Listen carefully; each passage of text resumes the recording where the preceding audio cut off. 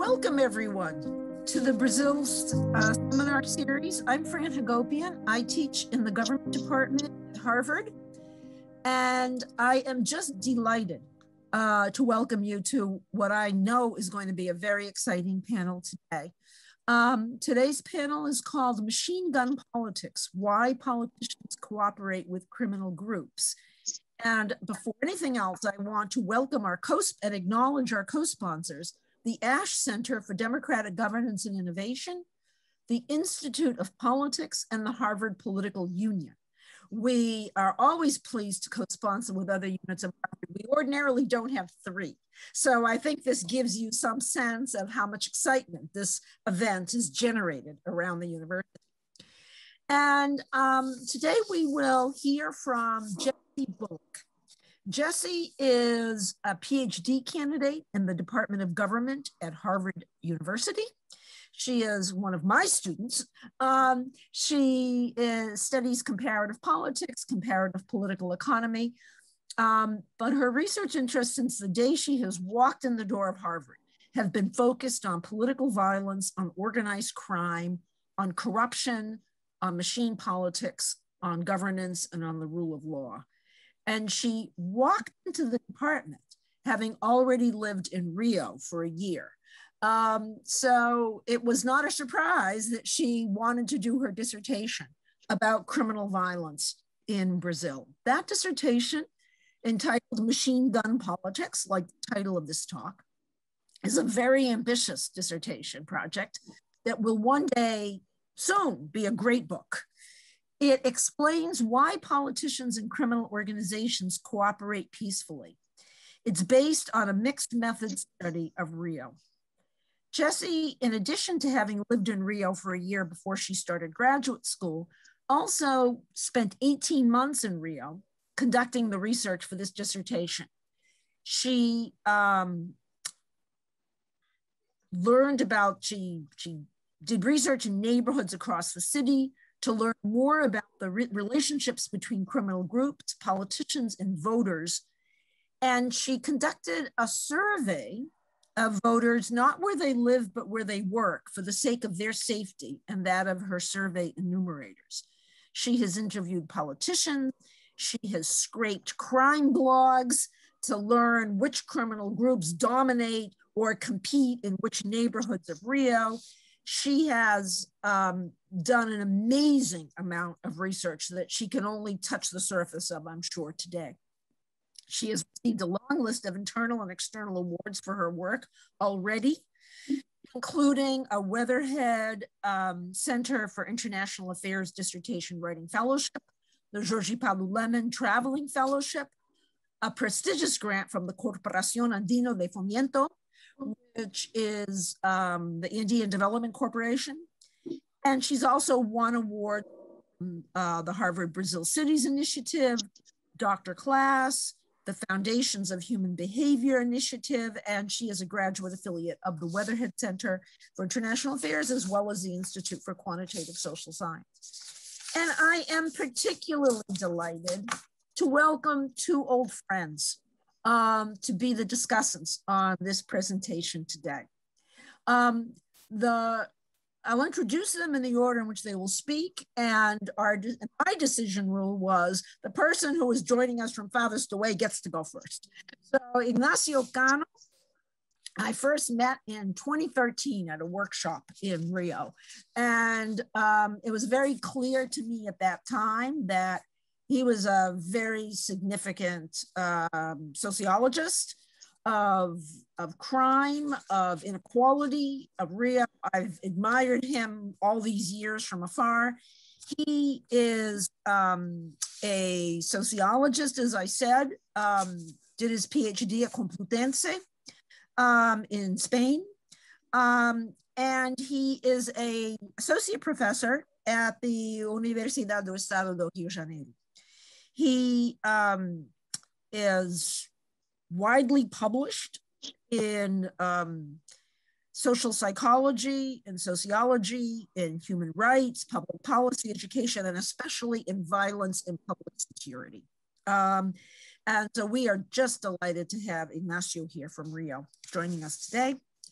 And Ben Lessing is our colleague from the University of Chicago. I have to remind myself he's at the University of Chicago because he helps out our department so much that I feel like he sort of should be an affiliate. But Ben is a widely recognized and justifiably so expert on criminal conflict in Latin America.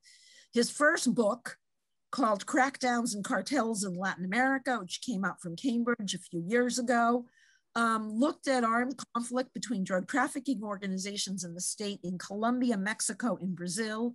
It won a Choice Award for an outstanding title. And he's been working for a while now on his second book project. And you are actually, I said Ignacio was joining us from Rio, but you're actually in Rio too, right? Yeah, I'm in Rio. I thought Ignacio was. I'm in Spain, actually. Oh, so actually we should have gone with Ben first. Well, forget the order. But Ben is Rio. I'm just getting old and ditzy. I remember that Ben has been working on a fascinating project about how gangs govern and challenge the state from behind bars. It's about criminal organizations in prisons in Brazil. And we are really looking forward to this. He is there because he's been named an Andrew Carnegie Fellow. And this is, and some of this work has already come out in the APR. And this is going to be another blockbuster book when it comes out. So I am now just going to give a couple of housekeeping details. We are recording today's webinar. It will be available on the Dr. Class YouTube channel in the coming weeks. And if you registered for this event, you will receive an email with a link to the recording. We also hope that you join us for other lectures and seminar series at Dr. Class. And so we've added into the chat here links to our online calendar as well as social media channels. And please do sign up for up-to-date information on upcoming events. And finally, this is the delicate part. As much as we'd love to hear from you during today's presentation, we have disabled the chat for you. But you can send us questions, and we want you to send us questions through the question and answer function on your Zoom button. I will collect those questions at the end of the session, but if you submit them along the way, I'll be monitoring the question and answer period. And frankly, the earlier you get in there, the more likely I'll see it. I apologize in advance if I can't get to every question in the question and answer period, but we are looking forward to that. So what I'd like to do now is hand the mic over to Jesse, and then we'll be followed by Ignacio and then Ben, and then we'll open up for questions. So Jesse, take it away. Well, Fran, thank you so much for such a generous introduction. I am going to share my screen now.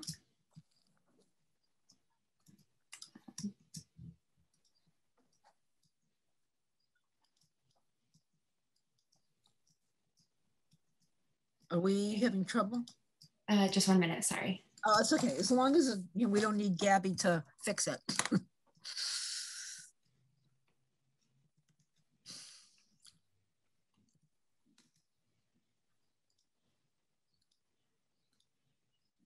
Okay, are we there? All right.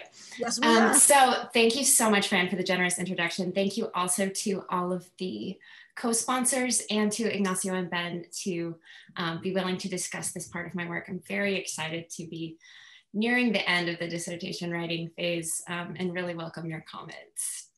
So this project is called Machine Gun Politics. As Fran said, my dissertation project is really about explaining why politicians cooperate with criminal organizations peacefully. We have done a tremendous amount of theorizing and understanding about why we see violence between these two actors. But this project is really focused on peace and is focused on when they decide to work together rather than be violent. So today what I'm going to show is first just make the claim and provide some evidence showing that politicians bribe organized criminal groups. And the default that we've observed is really thinking about politicians looking down the barrel of a gun or making some type of trade, whether it's with contracts or some type of corrupt favor in exchange for campaign finance from the criminal organization. And I'm going to show some evidence that shows that the opposite can be true as well. Then I'm going to talk about a couple different pathways to politician-criminal cooperation and some concepts that I call the market for votes, and then how criminals and politicians' relationship to community members matter for them obtaining these votes. I show all of this using a mixed methods study of Rio de Janeiro. And in doing so, this project really brings together some of the literature on criminal governance and clientelism. So first, I just want to start by really emphasizing that the dominant portrayals that we see of politicians are, on the left, a media representation of Pablo Escobar with the infamous phrase, "Plato o plomo," politicians kind of forced to make this devil's bargain where they have to choose to abide by the criminal organization's wishes or else they risk physical violence. Or on the right, the Sicilian mafia, Cosa Nostra, and their longtime ties to the Christian Democrats Party in Italy. These ties between the Christian Democrats and Cosa Nostra are never really explained as to how they originated. They're kind of just endogenized or assumed to have existed for a really long time. I show politicians not only can be bribe takers, but they can be bribe givers too. And I want to motivate with a particularly salient example of this in Rio de Janeiro that has been picked up by the media in a community in the west zone of the city called Gardenia Azul. Some journalists noted before the 2018 elections that criminal organizations would charge politicians up to $15,000 for entry, for exclusive access to the voters in this community. And on top of that, they would offer various types of brokerage services. You could hire a criminal broker for a daily rate of $250 or for a monthly rate of $3,750 US. We see this on the criminal side here of how criminals are kind of trying to game the system to get money from their political counterparts. But also I've collected some data that show that the politicians do this as well. I've even sat in some seated politicians' offices where they explained to me that independent of party, if you don't pay, you don't enter any community in Rio de Janeiro. And this is corroborated by evidence from Diário Oficial, which is the official transcripts of the legislative and the executive proceedings, as well as by other journalists. So what I'm going to show today is really try to unpack this question of why would politicians bribe criminal groups? If we acknowledge that they do, immediately the second thing that we think of is a host of questions about risk, safety, risk. Of course, we're talking about physical risk, plato o plomo, but also legal risk. Cooperating with organized crime is something that could be a criminal offense, and at the very least could ban your candidacy or take you out of the running if you're convicted of an electoral crime.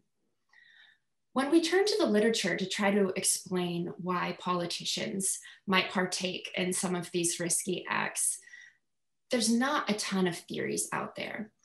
So we first see theories that really characterize politicians as kind of these agency-less victims of coercion, where they're almost pigeonholed into being the second mover and taking a more reactive role to, Pablo Escobar, whomever it is, saying plato o plomo, and they cooperate by necessity just to avoid physical punishment. The second type of theory that we see is where criminal politician collusion is endogenized, or where we might know that there are some type of amity between a criminal organization and a politician, but how it got there is kind of left as an exercise for the reader to figure out. And the last is, even in some recent works where criminal groups have helped deliver votes, the politicians' incentives or opportunities to cooperate with the criminal organizations are left in a black box. So we still have a lot of puzzles on really trying to understand why politicians would undertake this risk and why they would choose criminal organizations as a viable path to getting elected in the first place. The clientelism literature tells us otherwise. It tells us that politicians indeed are opportunistic. Not only are they willing to bend the rules in order to get elected, but there's evidence in other contexts that they're willing to maybe not use violence personally, but to hire others to use violence on their behalf, to coerce or threaten voters to win elections. But these readings in this last category here don't actually explain that much on why we might see politicians deploying criminal organizations to use violence. The focus really remains on the criminal group, leaving politicians in a black box. I argue that, first of all, politicians can work with organized criminal groups for reasons that go far beyond protecting themselves from coercion. And the couple of few examples that I showed in the past few slides are just a couple of the very broad range of cooperative relationships that we observe between politicians and criminal organizations. They may willingly work with criminal groups and may even initiate some of these cooperative agreements. Beyond this, in the dissertation project, I argue that cooperating with criminal groups can be an effective path to electoral victory for certain politicians that choose to engage in this type of bribe giving or broker buying. I then analyzed the risks of violence and legal risk. And I showed that different types of politicians have different levels of risk of physical violence or risk of retaliation and legal risk. And in some cases, these may be lower than the benefits of getting elected for some politicians. And I posit that this is pretty understated in the literature, that often the risk of violence trumps all of the other possible benefits of cooperating with criminal organizations. But for many politicians, we see that that risk of violence is so small that they're willing to incur the risks in order to get elected. In making this argument, I try to resolve the gap in the criminal governance literature and the clientelism literature and really shift the focus back towards the opportunistic politicians themselves to explain why they engage in this risky, possibly law-breaking behavior. And what I'm going to show you today is really focus on this first bullet point of explaining the diverse range of cooperative agreements between politicians and criminal groups that can set them on this path towards cooperation and possible electoral victory via criminal means.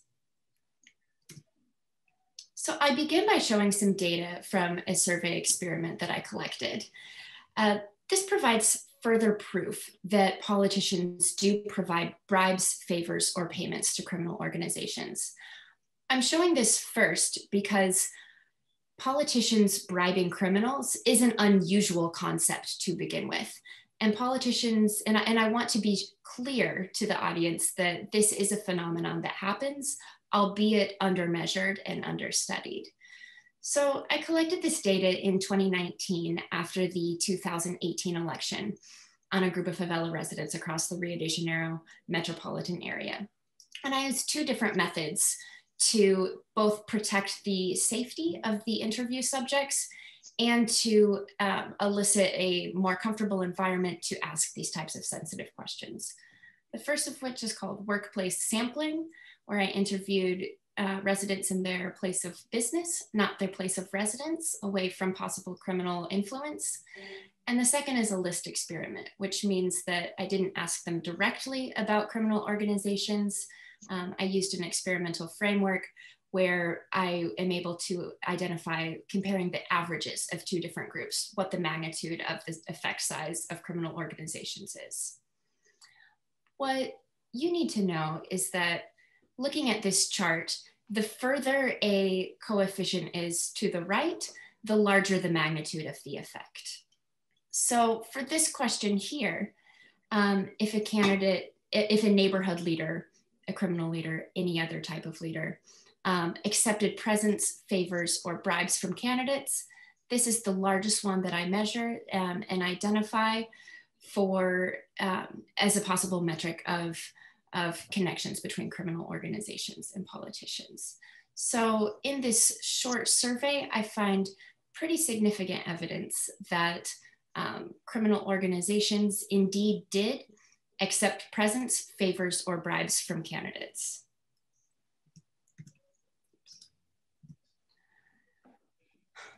But that is only one of many possible criminal politician arrangements. That last slide, though I showed that politicians are willing to give bribes, favors, or presents to criminal groups, there is an entire landscape of possible ways that criminals and politicians cooperate. The two variables to explain this that I'm going to focus on today and that are a central part of my dissertation project are the market for votes and the community. By the market for votes, I refer to this as a way to measure whether or not the criminal organization or the politician has the upper hand in electoral interactions. And for the community, it's if the politician is embedded in the community. And I'm going to explain both of these in greater detail in the following slides. Looking at the market for votes, we'll start with a very simple example. As I said in the last slide, the market for votes explains the relative bargaining power between a criminal organization and a politician. Which of these two parties has the upper hand? And I argue that it's jointly determined by electoral rules and criminal geography. So let's say we have this politician here that wants to run his campaign in this municipality. What we need to know first is that a vast majority of the municipality is controlled by a criminal organization. This criminal organization influences control. Control can be a continuous variable. You can think about it as controlling everything to being able to influence if they choose a voter. But on some dimension, a criminal organization can control or influence the vote of many of the residents in this municipality. That tells us that even if this politician does really well in some of the suburbs, some of the outer parts of the city, he might not get enough votes in these outer areas to win without cooperating with the criminal organization. So in some way or another, this politician might need to make inroads to win in this shaded part of the territory, whether it's through some type of brokered bribe, brokered relationship, or other type of interaction with the dominant local authority, the criminal organization. This type of situation is what I call a vote seller's market, where the criminal organization has the upper hand in the transaction. This politician is going to find it very challenging to win without getting some or part of the votes in this community under the influence of the criminal group. And now let's take a look at what I call the buyer's market. So let's say here we have a different politician that wants to make a campaign in a different area. As in the last case, a criminal organization controls a vast swath of this territory, this entire neighborhood that this candidate is considering making a campaign in. What's different about this case, though, is that as you can see on the horizon line, there's millions of other neighborhoods, other pockets of voters that are outside of the pink boundary, that are not dominated by this criminal group, that this politician could plausibly try to sway to vote for him and persuade and even still win without the help of this criminal organization. This case is what I call a vote buyer's market, because unlike the previous example, this politician can still plausibly win without the cooperation of this criminal group. If we're thinking about, how to summarize this in terms of some anecdotes, thinking about these candidates, the candidate on the left operating in a vote seller's market, the candidate that has lower bargaining power than the criminal organization, might suggest, it's hard for me to get elected without working with the criminal group. Whereas the candidate on the right might say, I don't need this specific criminal group's help to get elected. And this is subtle because this candidate may indeed use the help of this criminal organization. But the point is that it's their choice. They can choose to buy votes in this community, and they can carry on making a partnership with the criminal organization, but it is only one of many pathways to electoral victory, whereas on the left, it is the only pathway to electoral victory. So switching gears, the other variable that I think is important in explaining variation in types of cooperative relationships is the community and whether or not the politician is embedded in the community. And I think about embedded candidates in two ways. Embedded candidates, most straightforwardly, may be residents of these communities themselves. You could think of this as like an auntie or a chia from a local neighborhood that decides to run for office. Another example is a candidate that might not live there, but has plausible connections to the neighborhood. Maybe they have been engaging in a social program there, a church or a neighborhood group for a sustained period of time. Non-embedded candidates are these ones that only get involved with the social program around election time, or only get involved, only start coming around the neighborhood immediately before or during the campaign cycle itself. And these embeddedness variables map onto both perceptions of the candidate from the community and the criminal organization themselves. So we might imagine that embedded candidates have a higher level of trust or reliability with the community and the criminal group. I mentioned them both here because it's not necessarily the case that a criminal group has to, or that a community has to trust a politician. We know that corruption is rampant in Brazil and trust of politicians is actually quite low. But reliability is important because this politician can be findable or could be answerable to the criminal organization so that they don't shirk or defect on whatever type of possible promise that they make. On the other hand, non-embedded candidates, they may want votes, but because a relationship with a criminal organization is illegal for one, toxic for two, could make them very politically unpopular.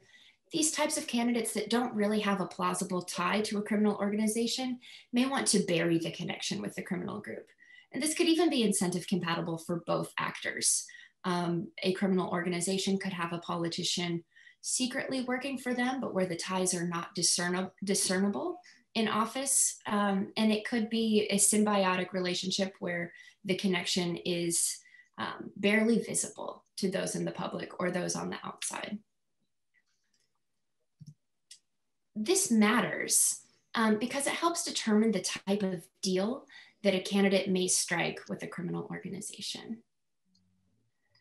So wrapping up, I argue that these variables, the relationship in the community and which group has the upper hand, if it's a vote buyer's market or a vote seller's market, can yield a couple of different predictions for the type of cooperation that we see. And I'll show just a couple examples that I derive from these theoretical predictions. So first, when we're in a vote seller's market, when a criminal organization is the one that has the upper hand in an electoral transaction, and when the candidate is embedded, a part of the community themselves. These are the types of cooperative agreements we observe with the illegal gambling rings in the suburbs of Rio, Jogo do Bicho, the Samba schools. The candidates that are either oftentimes actual relatives, maybe a cousin or maybe an uncle, are often related physically to some of the leaders of these community organizations, but if not, have a strong friendship or other type of embedded bond to the criminal group leader themselves. Going down, here we're back in the context of Gardenia Azul, which I showed you at the very beginning of this talk. This is what we see with a lot of the militia groups, where the militias have very strong territorial control over their communities and the residents that live in these communities. But we're seeing increasingly that the types of politicians that they're making cooperative arrangements with are not just militia leaders themselves, are not just members of the group, but are politicians that consistently behave favorably towards militia leaders, but are from a different sector of society or from a different social class. And moving to the right-hand side column, in this case, when we're in a vote buyer's market, when the politician is the one that has the upper hand in an electoral transaction. I show this image here on the top, not to highlight this woman, but to give an example of the type of candidate that might be from a favela. This candidate, they go around when they're campaigning and they eat the pastéis out of good faith, not just for the photo op. These types of candidates, they might be well known, they might have cultivated this strong rapport and trust with the residents of the community and possibly the criminal group leaders. This is going to be the most subtle type of cooperation that I predict, where these candidates possibly don't have the funds to, pay these very lucrative bribe fees, but because they're embedded in the relationship, criminal organizations will often look the other way when they're campaigning, or they'll say, you can campaign amongst your social circle in this community, and we won't do anything about it. And in the bottom, this is the group that really maps onto the survey results that I showed earlier, where, again, the politician has the upper hand in this relationship, but they're very likely not from the community. They come bringing in large sums of money to be able to pay a bribe price, but because they're not from the community itself, these transactions might be characterized by low trust and might be characterized by this possibility of a candidate defecting. So in these types of transactions, we may observe kind of like a spot contract where a politician pays a lump sum in order to purchase entry to a community and run their campaign, and then they exit. I built these out in a theoretical framework here that I'm happy to return to in the Q&A. But I want to wrap up by saying this theory of the variation in types of criminal politician interactions is really an alternative to Plateau Plomo, where we see politicians being coerced, but really don't observe many other forms of variation in the way that politicians themselves can behave.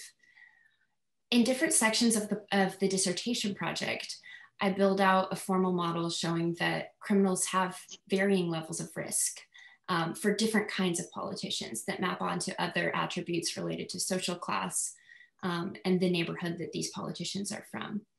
And then I use a quasi-experimental method to show variation in electoral outcomes, which of these cooperative strategies yield more votes, and then for the voters themselves, what the welfare implications are, what it means for voters, and if they get anything at all when they elect a politician that may be cooperating with a criminal organization. I also argue that this can have broad implications for the way that we're thinking about both policies in terms of electoral rules, campaign finance, and then the way that law enforcement investigates and considers which types of politicians are related to organized crime. I'm very much looking forward to hearing all of your comments. Thank you so much for your attention. And I will turn it back to Fran to begin the Q&A. Okay, well, before the Q&A, we have the other main event are hearing from Ignacio and Ben. So let me call first on Ignacio, even though Spain is closer than Rio. And I was all confused. Still, we want to hear from you, Ignacio. So please illuminate us. Give us some of your expertise.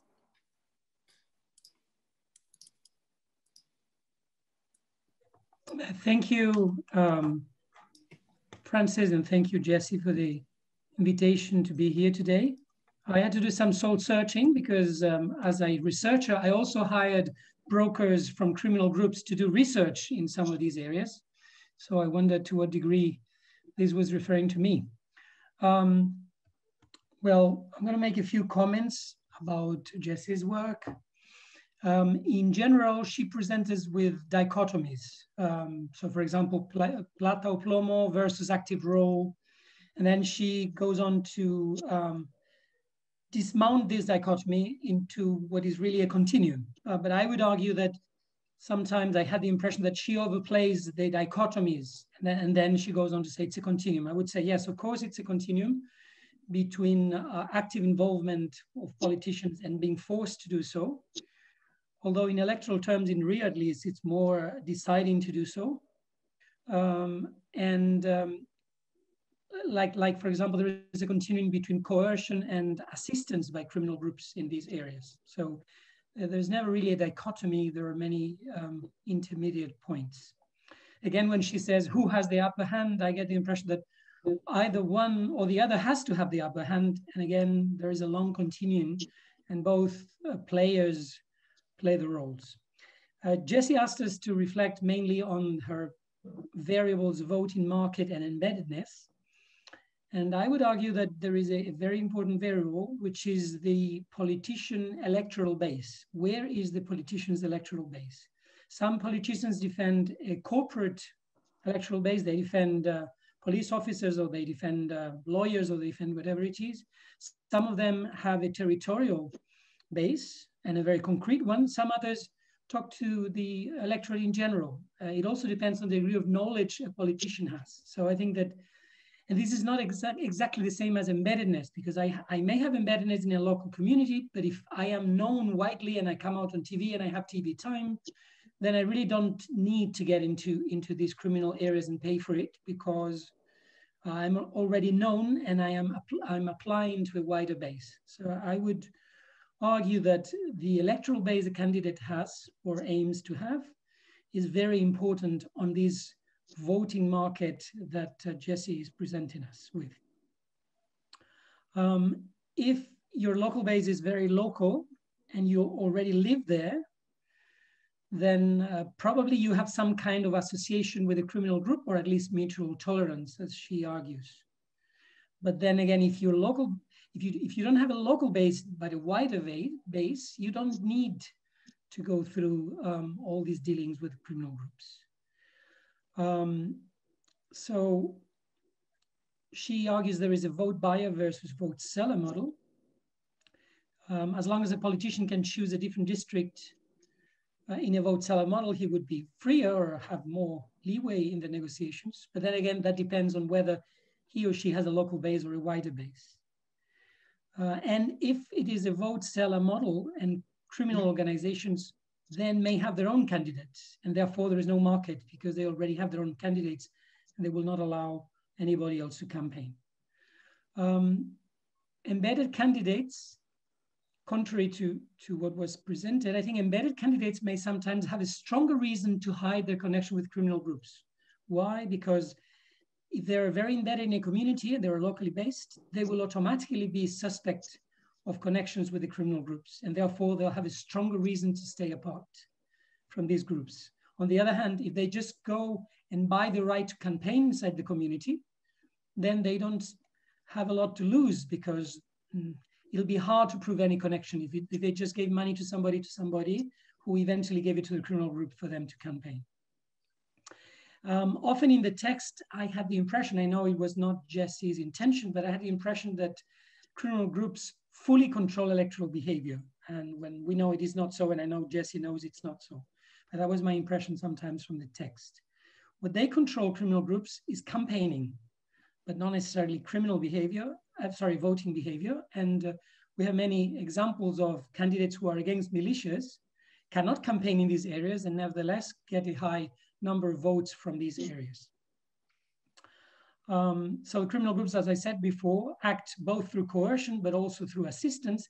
And this is, again, a relevant issue in their relations with candidates and in the decisions to accept candidates or not, or to run candidates themselves. I have a suggestion, which would be to compare municipal and state elections, because I think the market conditions in both situations are different. So that would be, I think, an interesting comparison. Another important element in terms of the threat of violence is whether the candidate lives in the area where he or she tries to campaign. Because if he lives elsewhere, then the violence of the group in general is very distant from the candidate. So these criminal groups control very specific territories. And then if you live very far away and you never go there, then there's not much they can do against you. On the other hand, if you live in the community and you want to campaign in the community, then the threat of violence is far more present. My biggest questions from having read just this one chapter is how will it be possible to test all of this? Because the evidence is often limited on each type of a typology, and it's hard to obtain evidence on these issues anyway. The case of Bukele in El Salvador is mentioned. I haven't read the article by Doodle 2020 yet, but there's a huge discussion in El Salvador about these things, and many people are not sure about exactly what's going on. So it's hard to get evidence. One way to get evidence would be to observe the actual political posters posted in the favelas one by one during the campaign. But that's also, of course, very hard to do, time consuming. But that would be an interesting data to have to see where the electoral posters are actually posted in each community, to see who campaigns ultimately where, and try then to correlate with these power struggles to campaign or not to campaign. About the list experiments, I was curious why Jessie used list experiments if she chose to interview people in working environments where they're in theory safe and they could be asked directly about these issues rather than indirectly through list experiments. So I would like to know whether it was really necessary to do list experiments if people were interviewed in their jobs and in principle they would be safe to say what they think. And then also in the list experiments, I understood that the new element introduced in the experimental group is drug dealers, I believe. So I wanted to ask whether other criminal groups were also included, or what was the term to make the comparison between the control group and the experimental group. So my 7 minutes are gone. Thank you very much for the invitation. Wonderful, Ignacio. Thank you. Ben. Great. It's great to see everybody, Fran. Ignacio, I haven't seen you in a long time. It's great to be here today. And Jessie as well. I think I haven't seen Jessie in since here in Rio, maybe at the outbreak. So I'm just glad. I'm just very thrilled to see how far this project has progressed. Congratulations. You made a great start here. And as usual, in these kind of things, I'm going to, make some suggestions for improvements or poke some holes in areas that I didn't understand or didn't think were super clear. But I do want to say this is a fantastic project, difficult, very, very difficult topic or question to investigate, and Justin's done some amazing work. And so I think there's no doubt that this is going to make a huge contribution. So please take my comments in terms of how you might, how this might, how you can position this in a way or frame it in a way that's going to be, most effective possible. And so I guess my overarching comment sort of has to do with, I guess, and even seeing your presentation today, it came more into focus for me, that your framing is sort of at this very high level about, crime and criminals and politicians cooperating. And you sort of want to say that there's, the literature on crime or the literature on criminal crime-state relations, has missed this whole thing that you studied. And what I want to say is that I feel there's there's a little trickiness or slippage there that, and I think it ends up working against you, because it's only about politicians because some of these candidates get elected. This is about candidates. It's about election, votes, and vote buying. Now, it's not really about politicians in power, except for the ones who are incumbents who are also running for re-election. And so it's not really about, there's an overlap there. It's not a perfect overlap. And the world you're talking about, crime-state relations, is much bigger and involves a bunch of other questions. And I think this gets you into trouble later on when you sort of engage the Plata y Plomo literature. And, you know, so in that, because of that, I felt like the puzzle, the central puzzle that you're concerned with, it went really quickly from sort of the empirical anecdote that we usually start with, is that here's this puzzling phenomenon out there in the world, and went very, very quickly through that into the literature on crime-state relations only talks about criminals bribing, whatever. And I just would say, slow down. Let's stick with these candidates. Let's stick with these elections. Stick with this very, you know, bizarre situation where you have to pay armed criminal groups to campaign, and where this is normal. That is totally normal and understood. And it's not, you know, the finding that politicians in Rio pay traffickers or brokers of the traffickers for access is not, in and of itself, isn't a novel finding. It's normal, you know, and people here know it, and it might be unspoken, but and that in and of, that's in a sense the puzzle. So I want you to sort of, I want you to dig more into that.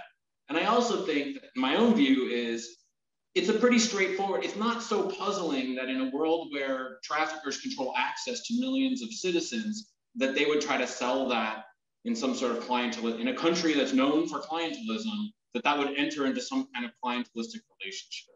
And you yourself say clientelism is maybe better positioned to answer some of these questions, but armed clientelistic literature, there's something lacking. So I think that should much more be the focus. I don't think it's terribly, I think people will first thing think about clientelism, first thing think about the issues that the clientelism literature raises, and then you need to be right there saying, look, that's a great start, but even the literature on armed clientelism, which does exist, it only gets us so far. Let me tell you exactly how far it gets us, and let me tell you the piece that it doesn't explain.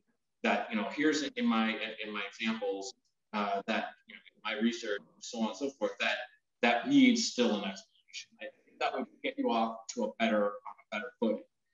Otherwise, you're sort of you're in a position where you're trying to, you know, you're asking all of this Plati-Plomo literature, you know, why aren't you explaining my phenomenon, when that's not what it's really about.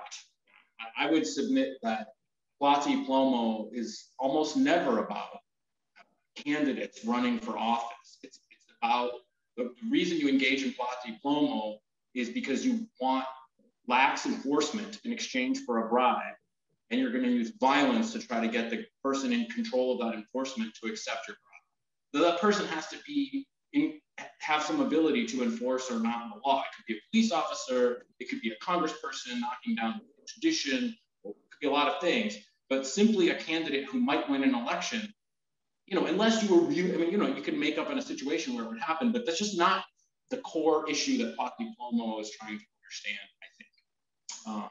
So it sort of felt almost unfair. And so again, I think the real, from a form, I haven't seen the formal model, but I think to me, the issues that are, you know, first and foremost in that in the question you're looking at are commitment problems. How does a drug trafficker, you know, make sure that he gets what he was promised, or she gets what she was promised by some candidate? They can't, right? They can't, they have very little power. Once someone gets elected to office, they have very little power over that person. And so that structures the whole nature of their, in a way that I felt, you know, that seems like a natural thing to talk about. In fact, the clientelism literature talks about commitment problems. So maybe that's a foothold. And also efficacy. Ignacio raised this point. We don't know how much drug traffickers can really deliver votes. In your own figure, which I think those results are incredible. But in your results, like, as far as I could tell, the drug traffickers don't even tell people who to vote for. So they're really not in the business. I don't know. It looks to me like they're sort of not, you know, I don't know. That, to me, and that, I would hope that as you move forward, that's not a result that you sort of try to sweep under the rug or hide or apologize for, but a finding you really try to help us understand, right? Why is it like that? Is it because of this commitment problem? And they're just like, look, we can sell you access to our voters. That's as far as we're going to go. We're not going to get involved in coercing. I don't know. Militias, it's probably very different. And so that to me struck me as like, you know, super fascinating thing that you would want to try to. I kind of haven't been timing myself, so I don't know how many. I'll just say a couple quick things about the typology, and then so typology is really interesting, and I think, you know, congrats, it's looking good, it's getting there. I think that the dimensions are interesting and they're different, and it wouldn't necessarily hurt people, and so that's all to the good. I agree with Ignacio that, you know, who has the upper hand is not dichotomous, and so that, you know, I don't know, sort of de-emphasize that if one person has to have, it's almost true. And the key point I felt wasn't mentioned is like, who has the, you know, for who is the voters or buyers market depends on each candidate. And Ignacio kind of said this, but it's like, so ultimately one thing I'd like to know more or learn from this project is like, which candidates are the ones who don't, you know, who end up not having the upper hand and have to make these deals.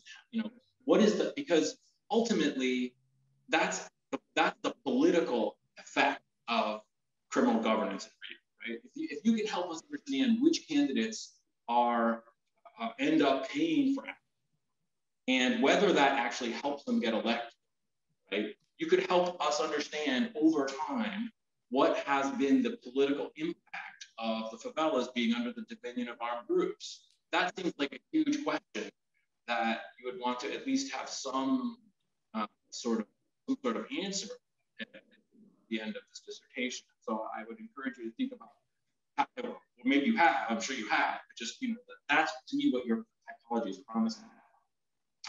I would just say quickly, like, you want to be careful. Are the cells defined by the two dimensions, or do the two dimensions predict the outcome in the cell? And that's a different thing. It just has its own definition, but it's predicted by the two dimensions? Or is it just when those two dimensions come together, you by definition get the thing in the cell? It seemed to go back and forth a little bit in the text. So just to wrap up, I think this is like a very intriguing project. You've hit on a lot, brought to bear a lot of ideas. I would love to see you, again, start with Eaton's armed clientelism and say, look, this got us the first step of the way, but there's more, and there's all these things missing. And here's how I'm bringing them to the table. And if you're gonna open up the question of politicians as black boxes, it would be great to try to get a sense of, you know, what makes some politicians do this and others not, and what selection effects that's ultimately having on politics in Rio and throughout Brazil, as more and more of urban peripheries of Brazil become dominated by criminal groups, and really throughout Latin America as criminal governance becomes more and reigns over larger and larger populations. Thanks. Thanks, Ben. You were, at least on my screen, I was having a little bit of difficulty hearing you, but you're done, right? Oh, I'm sorry. Yeah. Okay. Okay, it's perfect. Well, you hear me? Okay. That's comments by Wright. I want to thank you both so much. You know, I don't know if I stressed this enough in the introduction, but these are two of our leading, I mean, these are the two dream discussants for this project. So, and you didn't disappoint. As an advisor, it's just wonderful to hear this kind of feedback. I feel like when you're both talking typologies, descriptive and predictive typologies that you sat in my class last week about concepts and measures. So all to the good. I know Jesse's got answers to a lot of your questions. I know we've talked about a candidate survey. So I want to give Jesse a few minutes to address your wonderful comments. And then I will start framing some questions from the audience, but I think it's very important for Jesse to engage with these comments first. So Jesse, go ahead. Thank you so much. And thank you so much to Ignacio and Ben for reading with and commenting and reflecting on this with such care. So I don't think I'll be able to address all of these comments, but I'm going to focus on beginning with the which candidates question, which is the subject of the both the model and the second chapter of the dissertation. And it's super important in determining, as Ben said in the last part, of which candidates are more likely to pay these bribes, are more likely to engage with some of these criminal groups. And I find the results really paradoxical because it is some of the candidates, at least informed from a lot of my qualitative research, candidates that are of the upper middle class that are very emboldened to admit that they in fact do pay these bribes, that they do pay for entry and access into these communities, and that this is simply not a crime, but simply the way that one goes about doing this, the way that one goes about getting votes. And what's even more curious is that then when you look at the electoral returns in some of these communities, the balance of candidates that receive votes in some of these territories is relatively even, or it might be spread across several candidates with no one with an outright advantage despite the really high cost of the entry price. And juxtaposing that with the way that candidates in militia-dominated communities win by a landslide, it really makes you question, you know, what are they paying for? Or why are these candidates paying such outrageous fees just for access? And then are they not able to mobilize their own brokers effectively within the communities? Maybe they are, but voters rebel, and voters are frustrated with some of the corruption. But at some point in time, it's been made really apparent to me that candidates are paying criminal organizations, and it might end in a dead end right there, where that money is kind of just going to bribe payments, to illicit arms, whatever the criminal organization uses them for, but they're honestly very bad brokers for the politician, which raises a lot of questions for why the politicians would do this to begin with. It's possible that they stay safe and they're able to obscure these transactions, and that at least keeps them safe from legal risk and from physical retaliation, because they didn't make any promises to the criminal organization, but it seems a very expensive way to be able to get elected. The second point is about Ignacio's point on embedded candidates and how they might be the ones that really might want to obscure some of the ties as well. And I think that that's totally true. And that was what I was trying to get at with the indirect candidates that might have a higher risk of being associated, even if it's just by geographic proximity. But I think that these candidates, at least when we're thinking about the way that investigators, that people at Ministerio Público or people in the federal police kind of start looking at candidates with possible ties, these may be the ones that they would go to first, but actually aren't the ones where the largest sums of money are concentrated. And so then addressing a couple questions about the list experiment, you know, I think that there probably is no one right way to go about doing things, but this was the first survey that I ran asking these types of sensitive questions. So I erred on the side of caution of protecting people at their workplace, protecting people with the indirect question format. And I was actually surprised by how forthcoming a lot of the survey respondents were. So I think that it gives me confidence and makes me curious to try other formats of surveys, but at least for this first round, I wanted to be very cautious with engaging with the topic for the first time with a possible vulnerable population. And the second point about the list experiment is, yes, I did run it with two separate treatment arms on two separate populations. And the second one I asked about militias. And for these, the only coefficient that was significantly different was if people perceived that they knew who they voted for or not, which is really illuminating. Again, I didn't mention it in this specific part, just about talking about bribes, but people appear to report that militias, they don't feel confident that militias don't know who they end up voting for, which is also consistent with some of the stories that we see in journalism and reports that we see that they might punish voters if they don't vote for their preferred candidate. I know I'm addressing some of these comments, but I will take dutiful notes when I get the recording. Thank you so much for addressing these questions. And I guess, Fran, I don't know, do we want to turn it back to the Q&A for a while? Unless either of them want to respond? No, they don't get to respond right yet. we want to get the audience in now. I mean, unless there's something you guys wanted to clarify, I'll give you a few minutes at the end. So I want to at least try to, we've got a number of interesting questions, and so I want to try to at least get a few in. We have one question about the stability or instability of these relationships.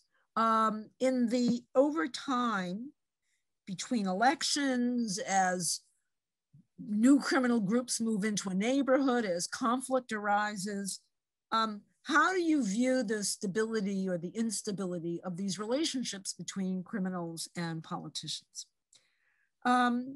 We have a question about, a number of questions are extending your frame and trying to make sense of what else criminal groups are looking for from politicians other than bribes. And people have asked us these questions in a number of different ways.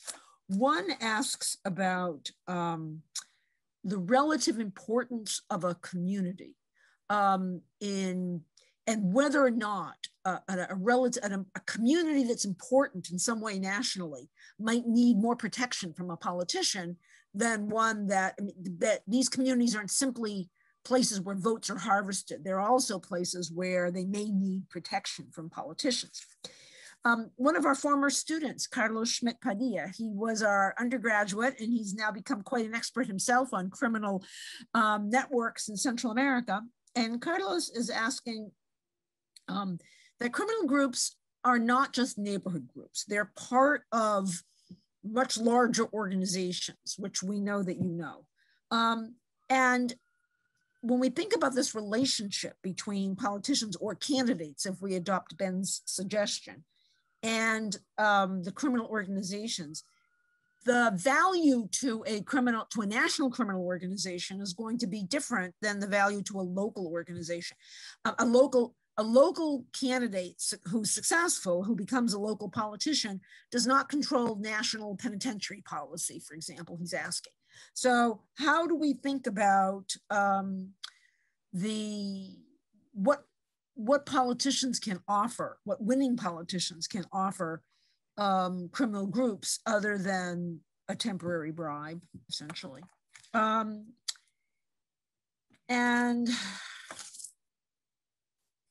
And I'm going to just pop one more question in from Bruno Martins, which is, you've presented access to the community in a way that, and he doesn't say this, I'm embellishing, but in a way that the criminal groups or and here we're including, Jesse and I, Ben, are including both militias and drug trafficking organizations, control access to the neighborhood. But what about in the world of Facebook and Instagram? Can politicians reach these communities without cooperation? So I'm going to leave it at that. I know there's other questions, but it's hard in your position to keep track of more than 4 at a time. So why don't I hand this back to you? Okay. All right. So I will begin with the first one about stability. And I think that the acknowledging that criminal leadership does change, and that there, in the presence of a turf war, there may be a community that is governed by one criminal organization in one election cycle, and then in the next election cycle, they may be governed by a different criminal group. And I think that this really speaks to the presence of some of these spot transactions, where a politician might not have the guarantee that if they won a majority of the votes in a territory from one election cycle to the next, that they may be the group's preferred candidate. And of course, I presented some very pared down version of the variables in this first, in the first little bit that I presented here, but it really matters if the candidate has a viable connection to the community, if the candidate does any type of, if they go back to the community after they won the election, or if they just return every 4 years trying to ask for people's votes again, bringing some Havaianas to donate, whatever it may be. But any type of allegiance that a candidate brokers with a criminal group, even if it's the same criminal group 4 years later, I don't think that they can guarantee, because I think that if we're considering some of these criminal organizations as opportunistic, trying to sell the community to the highest bidder, it's very well possible that they may substitute whoever the politician or the candidate was that they made an agreement with in the cycle 4 years prior with someone that makes them a better or more enticing offer now. So in both cases of stability and instability, I think the relationship can't be taken for granted. And then I'm actually forgetting the second question, but the third question was about favors and about local politics and what the politician can provide criminal organizations that's not just a bribe. And to this, I say a lot of these politicians that are able to afford the massive entry prices to begin with, you know, I showed some prices of like 30,000, 50,000 reais. These are very expensive entry fees and prohibitively expensive for many candidates. But for those that have some type of private sector partner, for those that are connected with some other organization, it may be mutually beneficial to make these arrangements and broker an arrangement that can be good both for the private sector company and for the criminal organization if the politician were elected. And now that I've said it in the abstract, let me give it a concrete example. There's lots of instances of criminal organizations making illicit connections to utilities, to gas, to electricity. If a politician is financed by one of these utilities companies, they can make some type of arrangement to not go build out the line all the way to that community and let this criminal organization keep diverting electricity or whatever type of utility we're talking about to resell and mark up to the residents that they extort in that community. And so long as the utilities company is still making money from the transaction, then it honestly, that type of arrangement is a winning equilibrium for really all but the voter. And can you remind me of the second and fourth questions, actually? I can't remember the order in which I asked the second and third. They were both about local. Answer the question about social media. Social media, yeah. Right. So I think that this, you know, the presence of social media was everywhere in the 2018 and the 2020 campaigns, and I think it's going to continue to be there. And this, it really speaks to what both Ben and Ignacio said about a candidate's, you know, brand, their name recognition. If they're able to, if they're like a lower ranking candidate for state deputy, let's say, and they're able to tag along or do some shared campaigning with a candidate with more visibility for governor or for a federal office, I think all of these things can matter for giving them a couple of bumps that aren't necessarily tied to geography. But honestly, we need more research on the effects of social media on and how that intersects with other types of like workplace, geography-based, and other variables that we know that can predict vote share to really be sure. Right now, I would love to see some more work on that. Great. I think we've got time for another round of questions that I'll pose, and then we'll give everyone a chance to close. So I've been trying to absorb these excellent questions in the question and answer function. And let me try to group 3 questions in 3 categories. The first are those that are following your model of looking at the relationship between candidates and criminal organizations in this, and the relationship between them. And Marcelo Bergman asks whether or not you are modeling differences between incumbents and non-incumbents. Does incumbency matter for the candidates? A second set of issues related to this have to do with what else criminal groups might be looking for from politicians. And I think this was a thrust of some of the earlier questions that were asking about whether they get policy benefits, whether they get protection from politicians. On the one hand, people are asking whether the politicians keep their word. I mean, this is basically, is there, you know, what are the monitoring capacities or the enforcement of the bargain that the politician makes? And when we think about this as a spot market, it's pretty easy. You pay, you get to put up your cartazes. But what happens when there's ongoing relationships, when criminal groups are looking for more than just a bribe?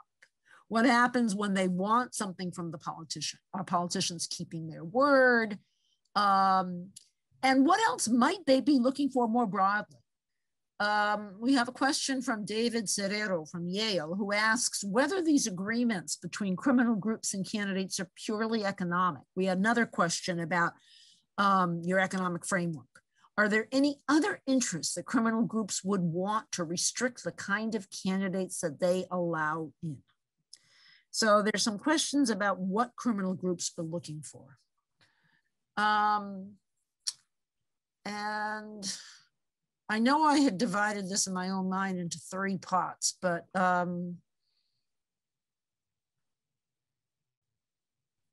let me leave it at that. Let me leave it at, let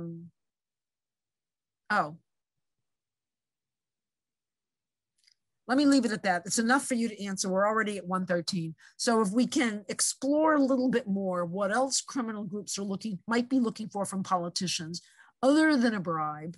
How can these be enforced? What else might they be looking for? What else are they interested in? And what kind of candidates they elect? And how do we think about the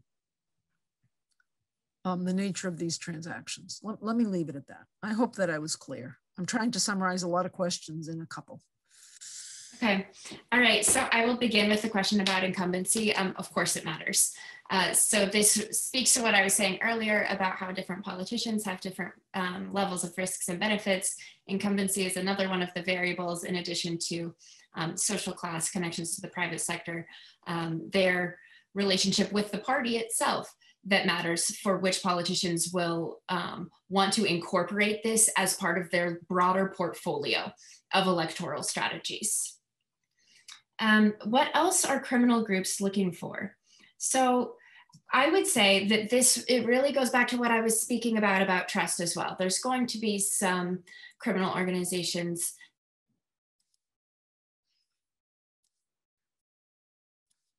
Jesse, we've lost your volume.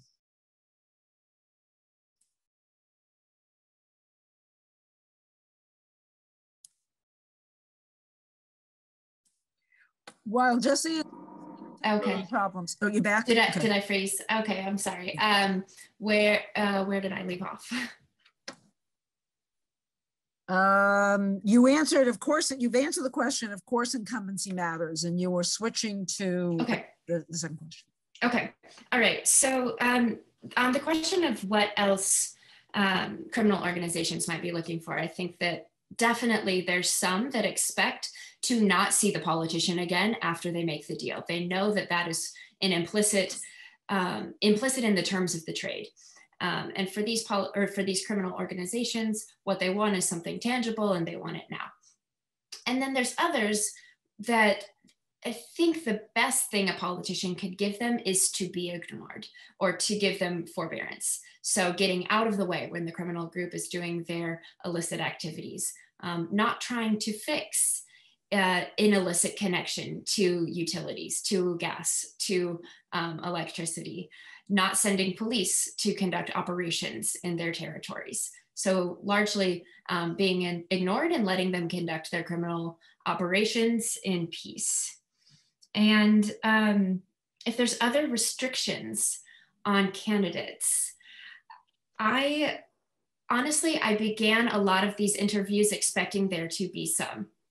And it really seems like from the criminal organization leaders that I've spoken to, they're agnostic of where a candidate is on the left-right spectrum. Some candidates more, or some criminal groups more so from the militia-dominated communities have said, you know, high-profile anti-militia candidates, of course, are not the ones that we would be making deals with. But that aside, the politicians, it doesn't really matter where they are on the spectrum, they just need to pay up. So I think that in this case, really, money talks.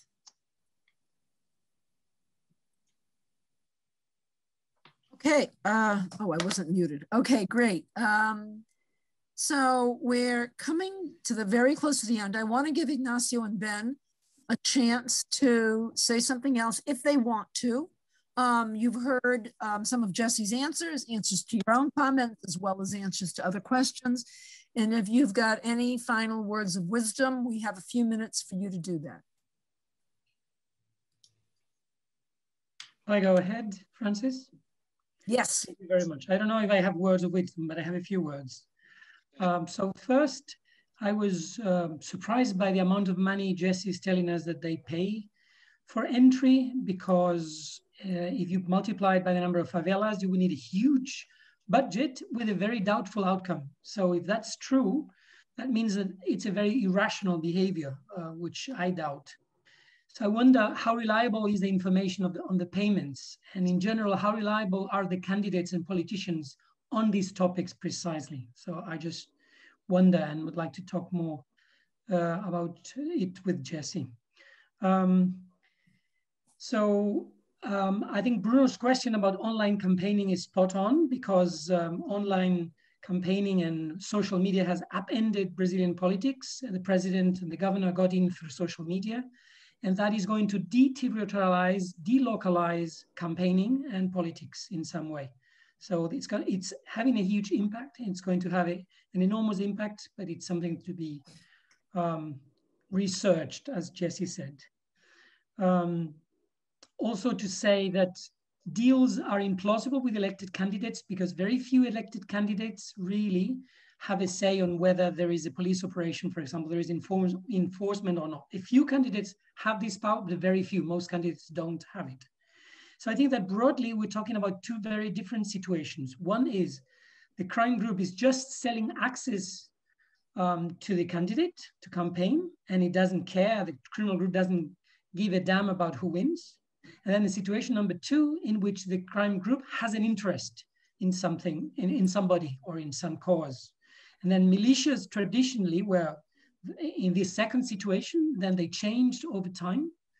But I think these situations are very, very different from each other. And finally, I completely agree with Ben's suggestion that a typology has to be clear, whether it's a descriptive or a predictive typology. And if it's predictive, we need a clear definition on each of the four, which is independent on the two conditions on which it's supposed to have an impact. Thank you. Thank you.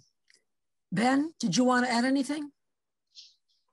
I'm, like Ignacio, I'd be very curious if you have, I find it very hard to believe that a drug faction, not a militia, but a drug faction would expect any policy benefit from just about anybody paying for access to campaign in their territory. But I could be wrong about that.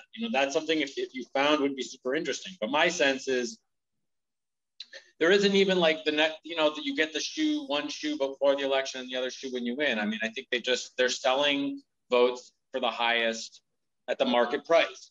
And that's what's precisely interesting about the militia. One way to think about the difference between the two worlds that Ignacio just described is that the militias probably sell votes at lower than market price because they care about the policy orientation of the person they're selling the votes to, right? If it's themselves, as it used to be, if it's like literally Capitão, whatever, or some guy who's actually a miliciano, then he really sells it under market value because he wants to get himself elected. But if it's a militia-friendly candidate or whatever, and you expect true policy benefits, then you sell under the market price, and that's interesting. Last thing I'm just going to throw out there, I've got we tried to look at the effect of pacification. I have a working paper. We looked at the effect of pacification on like effective number of candidates, on how competitive the elections were. And much to our surprise, we found that in pacified favelas, there was less electoral competition than prior to pacification. And it's sort of diff and diff, than you might expect had there not been pacification. So it looked like pacification reduced the competitiveness of elections, which is exactly the opposite of what you would think if you have to pay for access and only certain candidates want to pay for access. It's just a working paper. It's been rejected a couple of times. I wouldn't, don't pay it any mind. But I just think that there's a lot going on here that we don't totally understand.